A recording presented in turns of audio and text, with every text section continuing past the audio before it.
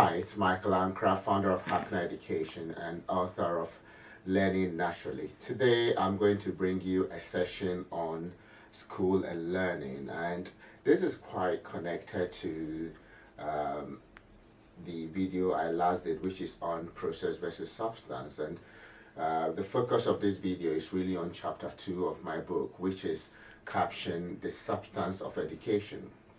And remember, my last video was on processes versus substance, and I think the substance of our education is very crucial in the things that we do, because I believe that we are failing the next generation in the way that we run our educational enterprise. So I just want to share something with you. You see, back in Ghana, if someone is not doing too well in school, they tend to send them to learn a vocation, like say carpentry, dressmaking, or let's say being a mechanic. And the choice that go into making that decision is often about the quality of the work of the master or the boss who they are going to learn from, so that the objective, the end goal, is set right from the beginning. And I believe this decision-making process is very crucial, because I would like us to think about how we can compare the way we make choices to school to how that process goes on. Because you see, in my job as a class teacher, I see myself and our colleagues really focusing heavily on process items to the expense of the real substance of what children will get out of their education. School leaders also fall victim to the same mindset, where most of the things we do is more about the process rather than the substance. The same applies to government and also to policy makers, because we all focus very heavily on the processes, how beautiful things look, because they look pleasing on the eyes. So chapter 2 really is an in-depth look at the substance really of what we aim at when we say we are going to school. Now, when it comes to school, there are a lot of process items. Most things that we do are really process stuff, and the way I define it is that if there is something that you do that another school or another teacher can choose not to do, and yet they will be okay and they'll be fine to carry out their education, then that particular endeavor is a process activity. So when we talk of the way people plan, the style of marking, displays, school buildings, and all those things, those are local choices that we make, and they don't give us any guarantee of what the individual, the pupil, or the graduate is going to come out with at the end of the day. So in fact, when we talk of the substance of education, we really are talking of what is the outcome of the education for the pupil, for the society beyond the walls of the school.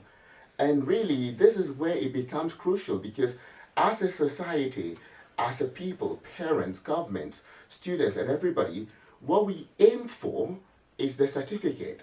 And therefore, for most people, we are just aiming that at the end of my training, I will get my master's degree, my bachelor's degree, I get a first class, whatever it is. That is what we aim. But these things are not ends in themselves. You see, these sort of qualifications were useful sometime in the past, 20, 30, 40 years ago at the inception of education, because there was a time when not many people had gone to school. So having any qualification at all, just merely having a certificate, was enough to land you a good job that will set you up for life. But over time, supply and demand has set in. There are many more people coming out of schools. If we think of the country China, they produce more graduates than the population of countries. So I think it's about time that we rethink what we really expect, the substance of our education. So what questions really do we need to consider? If you thought about going back to school today, what would motivate their action? And for the most part, I've seen that in my career, where people will want to get a further qualification just because they want to get a master's, or I want to get my MPK so I could move up the ladder. Those things are only meant for selection. And that really has been what our education has been designed for. It is meant to be a tool for selection, either into further education or for the world of work. So what we actually value determines what we give our utmost focus. So if you think of models, for instance, models pay a lot of emphasis on their body because that really is the substance of their being. That is their work. And so models will stick to a strict diet regime. They would focus heavily on their exercises. Some of them would even insure parts of their body to ensure that their sustenance is guaranteed. The same applies to footballers and other professionals.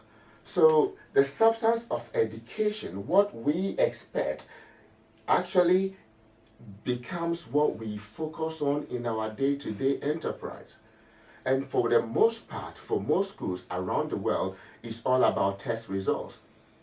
There is the global comparison of people's performance in tests and other things, and that is what the world is absorbed with. Schools are ranked according to their performances in tests. Parents choose schools according to how the school has been performing in tests. But I think we cannot be indignant if after making those choices, we get the just results of the investment that we have made. So what I have done in chapter 2 is also to look at what if we aim for a different substance out of our education? What if we focus more on what people do after school? Many employers are beginning to realize the disconnect between academic qualification and the real productivity of people at work. And they are now trying to find more creative ways of hiring people and reducing the emphasis that they place on academic qualifications. So I think the current expectations that we have is really something which is designed for the past. We cannot continue to be producing people or producing graduates who expect to be employed after their education. There is a difference between a job and work. Okay, we all need jobs to pay the bills, things that we do every now and then, but our work is the thing, the purpose for which we came into this world. And I have a very strong belief that no one human being was an accident. We all came into this world with our purpose. Our education must equip graduates with the skills that they need to engage in the work that needs to be done. You see, because if we don't do that, I have seen many people, school has created these artificial ability strands. So there are those who are higher ability, there are those who are middle ability, and then there are those who are the bottom. But this is all not true. I don't believe in that, and I have seen many in my career to know that they are not true. I've actually seen many supposedly bright students who are taken off tangent into places which are not in their comfort zone, and they fall apart completely.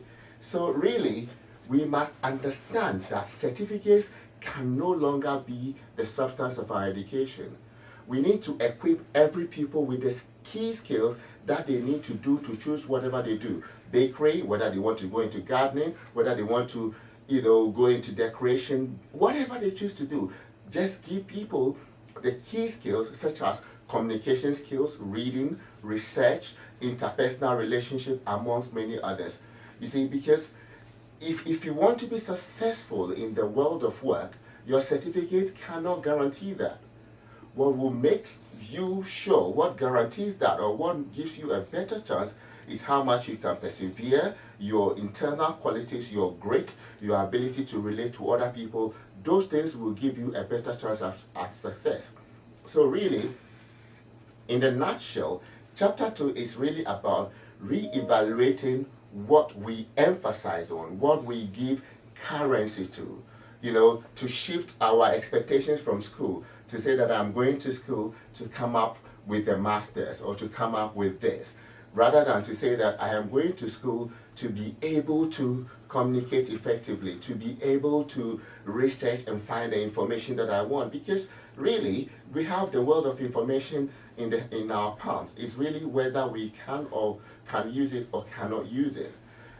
Because the fact remains like this. Sooner or later, there will be too many certificates for the jobs that are available.